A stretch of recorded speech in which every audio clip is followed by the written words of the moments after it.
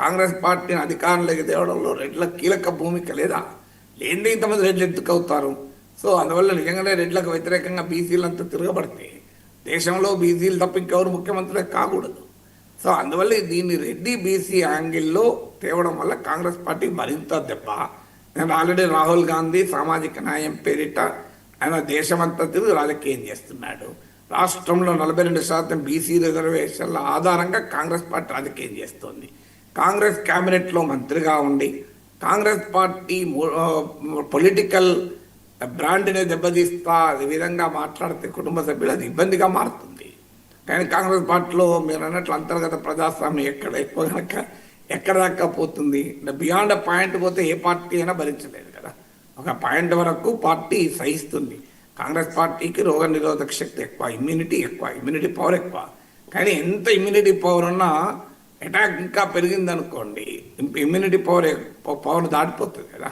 So అందువల్ల అది కాంగ్రెస్ పార్టీకి మంచిది కాదు, కొండా సురేఖ మంచిది కాదు. మంత్రుల మధ్య వ్యక్తిగత విభేదాలు ఉంటే అది ముఖ్యమంత్రి ముందర తేల్చుకోవచ్చు, మీనాక్షి నటరాజన్ ముందర తేల్చుకోవచ్చు, మల్లికార్జున ఖర్గే ముందర తేల్చుకోవచ్చు, కాదనుకుంటే రాహుల్ గాంధీ వద్ద తేల్చుకోవచ్చు. రోడ్డు మీదకి వచ్చి బహిరంగంగా పార్టీ నాయకత్వం పైన, ముఖ్యమంత్రి పైన, సీనియర్ మంత్రుల పైన ఏకంగా దాడి చేస్తే అది ప్రతిపక్షాలకు బ్రహ్మాండమైన అవకాశాన్ని ఇస్తారు కదా.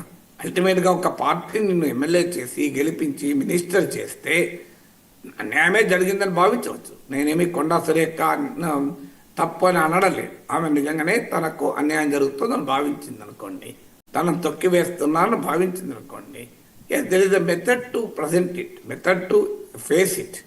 అది ఇంటర్నల్గా చేసుకోవాల్సిందే. ఇలా బహిరంగంగా వస్తే తనను మంత్రి చేసిన ఇతర అనేక పార్టీలు తిరిగి వచ్చి మళ్ళీ కాంగ్రెస్లోకి వచ్చినా మంత్రి చేసిన పార్టీ ప్రయోజనాలను దెబ్బతీయడం మంచిది కాదు కదా. అది నేను కవిత విషయంలో, బీఆర్ఎస్ విషయంలో ఇదే చెప్పాను. మీకు బీజేపీలో ఎవరైనా మాట్లాడితే కూడా అదే చెప్తాను. ఏ రాజకీయ పార్టీలు ఉన్నా ఆ రాజకీయ పార్టీలో ఉండే ఇష్యూస్ను అంతర్గతంగా తేల్చుకోవాలి తప్ప బహిరంగంగా వస్తే తమ నాయకుడు చేసిన పార్టీకే నష్టం చేసిన వాళ్ళు అవుతారు కదా.